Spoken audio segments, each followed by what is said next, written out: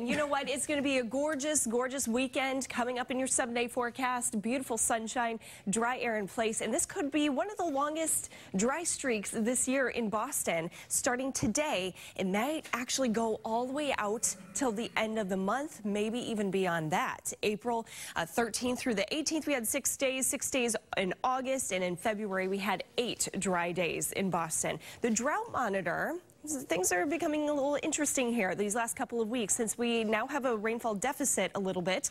Well, we have abnormally dry conditions along the South Shore and right around Buzzards Bay here across southeastern Mass. Also the little sliver here in northeastern Massachusetts, abnormally dry conditions. And the drought monitor will be updated later today, so it'll be interesting to see if they add to that. And right now it's the dry air in place. The cold front has moved offshore. That was the last chance of rain for quite some time. Temperatures this morning starting off comfortable. We're 65 in Boston, but down to 49 in Taunton, a cool 58 in Worcester and Manchester, 61 degrees in Lawrence, and dew point temperatures are in the upper 40s and low 50s compared to the 60s and low 70s that we had yesterday morning. You notice it's a completely different feel out there.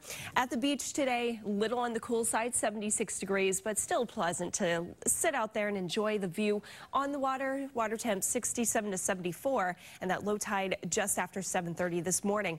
Afternoon high temperatures in the low 80s with some mid to upper 70s across the Cape.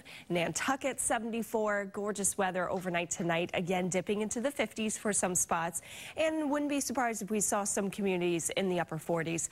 High temps tomorrow, mid to upper 70s once again with this steady north breeze and perhaps a sea breeze kicking in along the coastline.